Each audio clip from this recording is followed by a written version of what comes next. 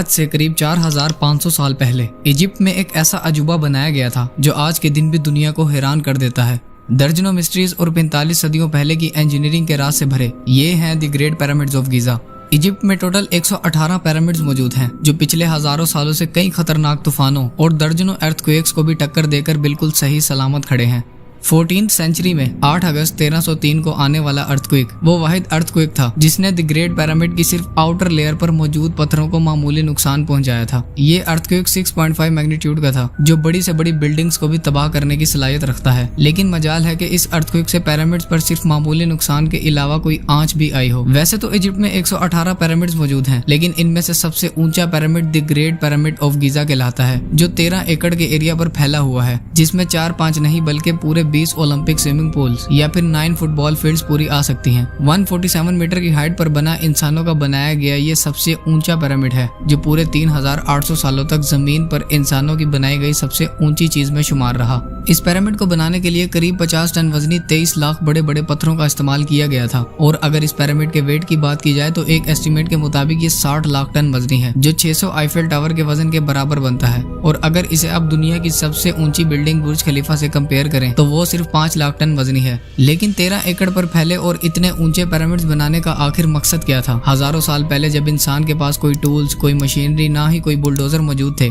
तब इस पिरामिड को कैसे 23 लाख पत्थरों से बनाया गया था? कैसे इतने वजनी पत्थरों को रेक्टेंगल शेप में काट कर बगैर किसी क्रेन या मशीनरी के 480 फीट की ऊंचाई तक पहुंचाया गया था? इंजीनियरिंग की वो कौन सी टेक्निक्स को इस्तेमाल किया गया था जिसकी वजह से ये कई तूफानों का सामना कर आज भी सही सलामत खड़े हैं? और इनको बनाने का आखिर मकसद क्या था? ये वीडियो इन्फॉर्मेशन होने के साथ साथ बहुत इंटरेस्टिंग भी होने वाली है। इस वीडियो में आप जानेंगे कि the great pyramid of Giza को कब, क्यों और कैसे बनाया गया था और इसे बनाने वाले लोग कौन थे। सबसे पहले हम ये जानते हैं कि आखिर इस पिरामिड को बनाया किस मकसद के लिए गया था। एक एस्टिमेट के मुताबिक the great pyramid of Giza को 2560 बीसी में बनाया गया था। ये वो दौर था जब यहाँ किंग फेरो खुफू का राज था। फेरोज एंशिएंट इजिप्ट में राज करने वाले किंग्स को कहा जाता है।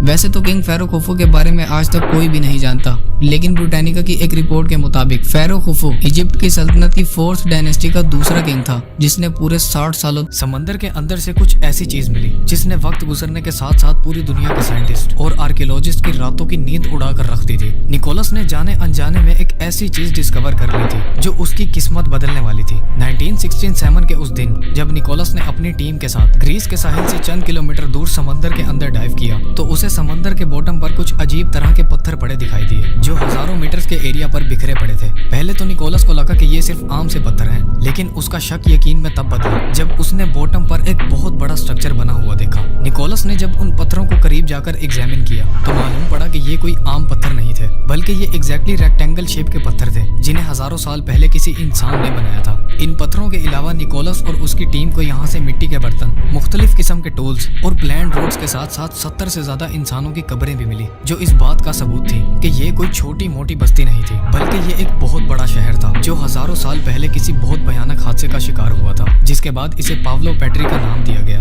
पावलो पेट्री की डिस्कवरी ने दुनिया भर के साइंटिस्ट और आर्कियोलॉजिस्ट को हिला कर रख दिया था। इसके बारे में तरह तरह की थ्योरीज लोगों के जहन में आने लगी थी। लोगों का ये ख्याल था कि शायद यही वो अटलांटिस है जहाँ के लोग खुद को खुदा समझते थे और जो हजारों साल पहले किसी खौफनाक तबाही का शिकार हुआ था। जैसे जैसे वक्त गुजरता गया मॉडर्न टेक्नोलॉजी भी एडवांस होती गई, जिसके बाद 2009 में एक बार फिर से पावलो पेट्री पर रिसर्च शुरू कर दी गई। समंदर के उस हिस्से में जहाँ पावलो पेट्री दफन था वहाँ सोनार स्कैनिंग की गई। पावलो पेट्री पर साउंड वेव्स को फेंका गया जिन्हें बॉटम से टकराने के बाद रिसीवर के थ्रू कैच कर कंप्यूटर पर उस जगह का एक 3D मॉडल तैयार किया गया। जब इस जगह का 3D मॉडल सबके सामने आया तो साइंटिस्ट और आर्कियोलॉजिस्ट इसे देखकर दंग रह गए थे। पावलो पेट्री एक पूरी प्लान्ड सिटी थी जिसमें छोटे छोटे घरों से लेकर बड़ी बड़ी बिल्डिंग्स भी बनाई गई थी।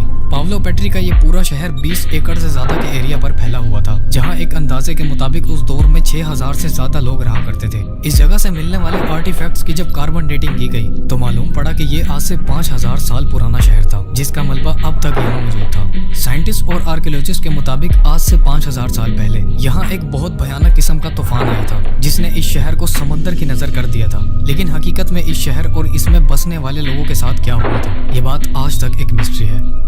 इजराइल के